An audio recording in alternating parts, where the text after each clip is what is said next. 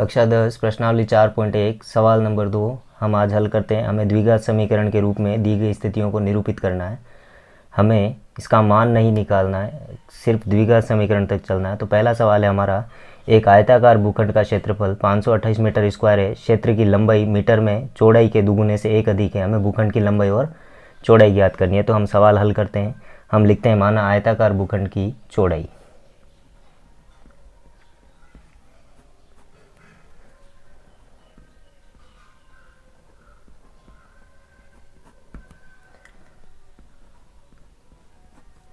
माना भूखंड की चौड़ाई बराबर x मीटर, अतः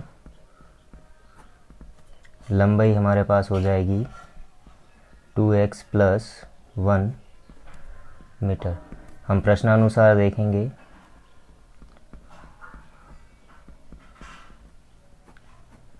आयत का क्षेत्रफल लंबाई गुणा चौड़ाई होता है, अतः हमारे पास हो जाएगा x गुणा 2x plus 1 equal to 528। x का गुणा 2x से करने पर 2x स्क्वायर प्लस x का गुणा 1 से करने पर x बराबर 528। तो हमारे पास हो जाएगा 2x square plus x minus 528 बराबर 0। बराबर से प्लस के 528 को इस तरफ ले जाने पर माइनस के 528 हो जाएंगे। ये हमारा पहला सवाल हो गया। हम दूसरे सवाल की तरफ बढ़ें। दूसरा सवाल हमें दिया है, दो क्रमागत धनात्मक पूर्णांकों का गुणनफल 306 है। हमें पूर्णांक ज्ञात करने। तो हम लिखेंगे उसी प्रकार से जैसा पहला सवाल किया था। माना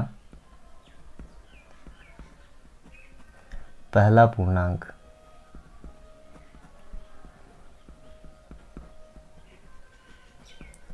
बराबर x, अतः दूसरा पूर्णांक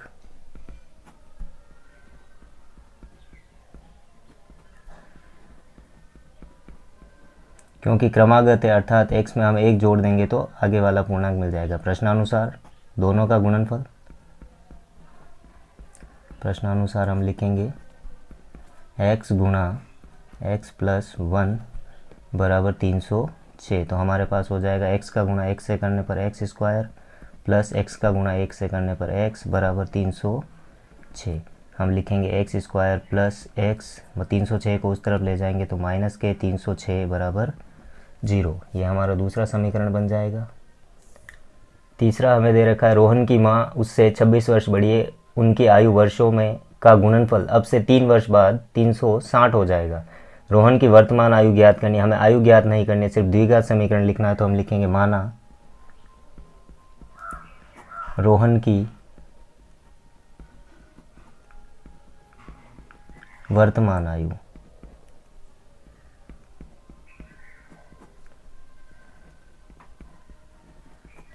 बराबर x वर्ष, अतः माँ की आयु आएगी x प्लस 26 वर्ष। 3 वर्ष बाद की बात की तो हम लिखेंगे 3 वर्ष पश्चात।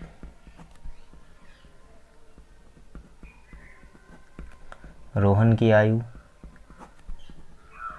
3 वर्ष बाद अर्थात x प्लस 3 वर्ष, और माँ की आयु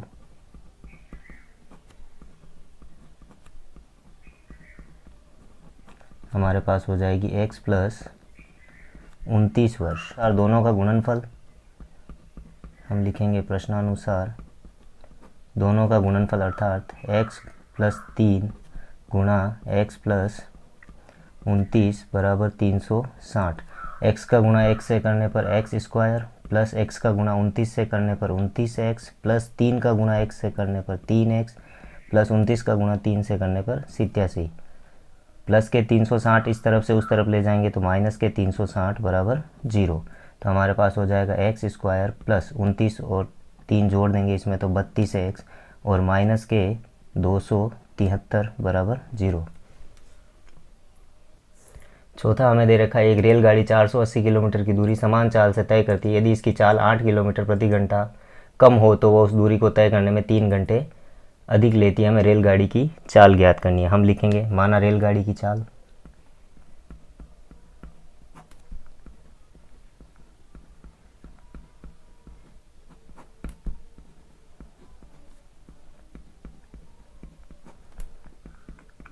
x किलोमीटर, क्योंकि चाल बराबर दूरी बटा समय, तो हम लिखेंगे अतः लिया गया समय,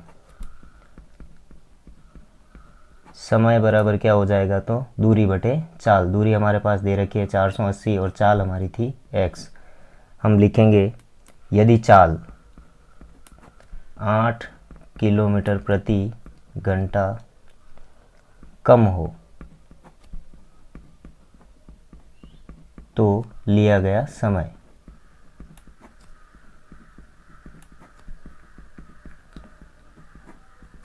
चार सौ अस्सी बटे x माइनस 8 घंटे। प्रश्नानुसार हम देखें